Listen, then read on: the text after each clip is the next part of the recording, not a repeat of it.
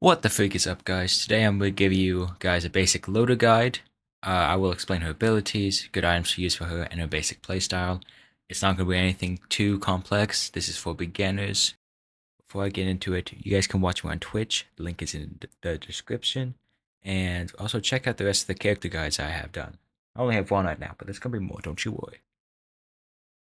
First of all, loader is unlocked by completing the Guidance Offline Challenge, which you have to defeat the alloy warship unit on Siren's Call on stage 4.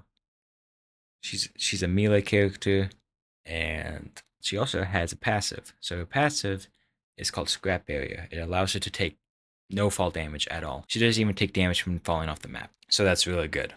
Also, every single time you hit an enemy, you gain a little shield. It's similar to like a Topaz Brooch, but instead of kills, it's hits. The left click is a punch dealing 320% damage. It's pretty slow.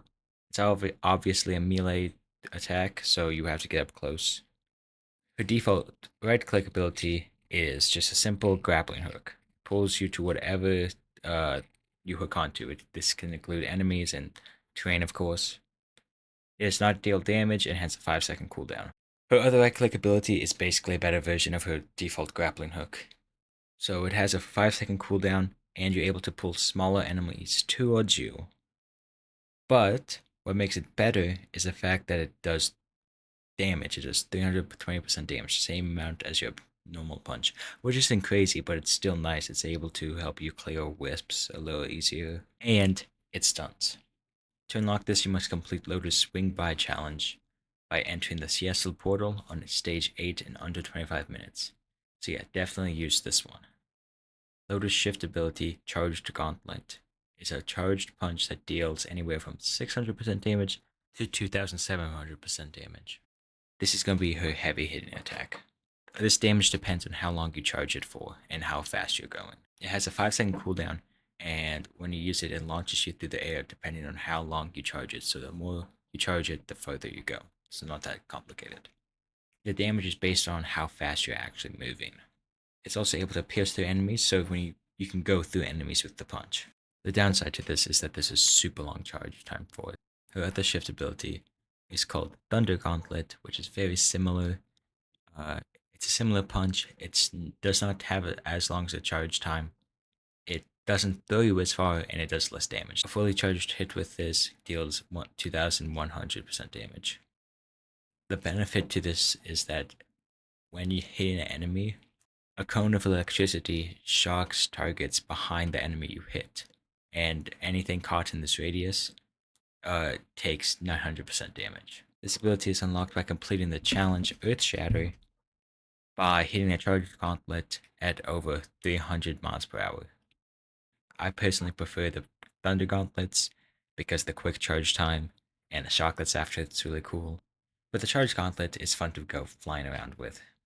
It really comes down to preference, but I would recommend the Thunder Gauntlets. Finally, Lotus default R ability is a pylon. It's like a disc thingy you throw out and it zaps enemies. It has a really long cooldown of 20 seconds. The pylon is inactive for 1.65 seconds. Then it zaps enemies 14 times over 14 seconds. So the pylon lasts for 15.65 seconds. So basically, when it's done, you have 4 seconds till you can use the next one. So that's why there's that long cooldown.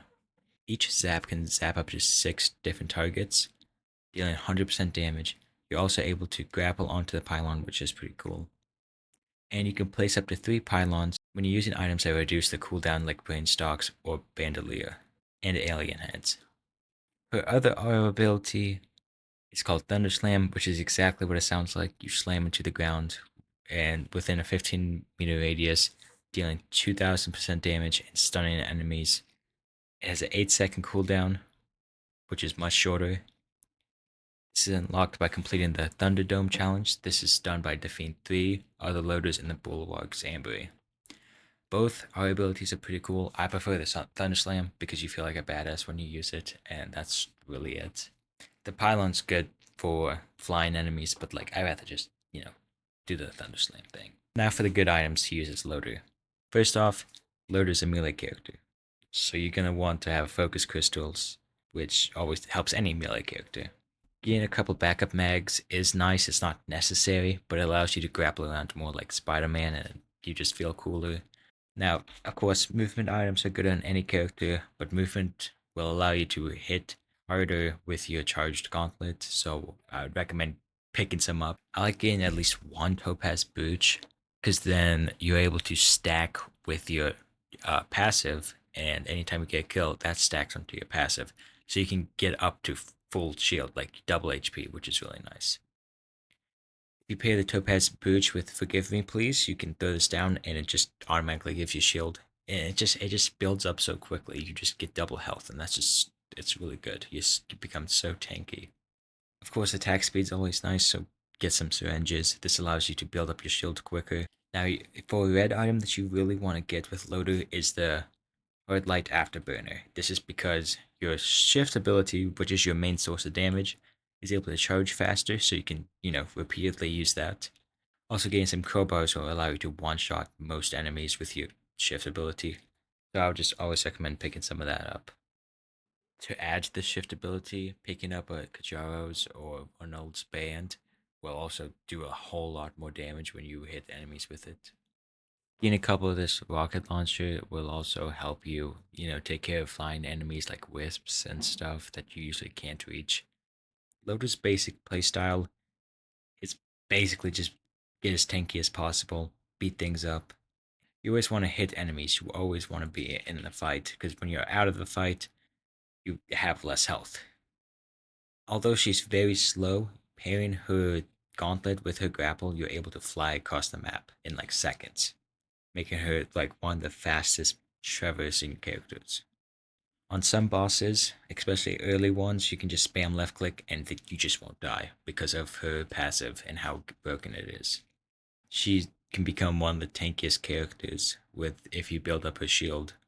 And yeah, definitely she's definitely my favorite melee character to use. Anything I missed, please let me know in the comments. I know it's not the most complex, most informing, but it's for newer players. If you found this helpful, please let me know. Yeah, like and subscribe and all that cool stuff, and see ya. Bye bye.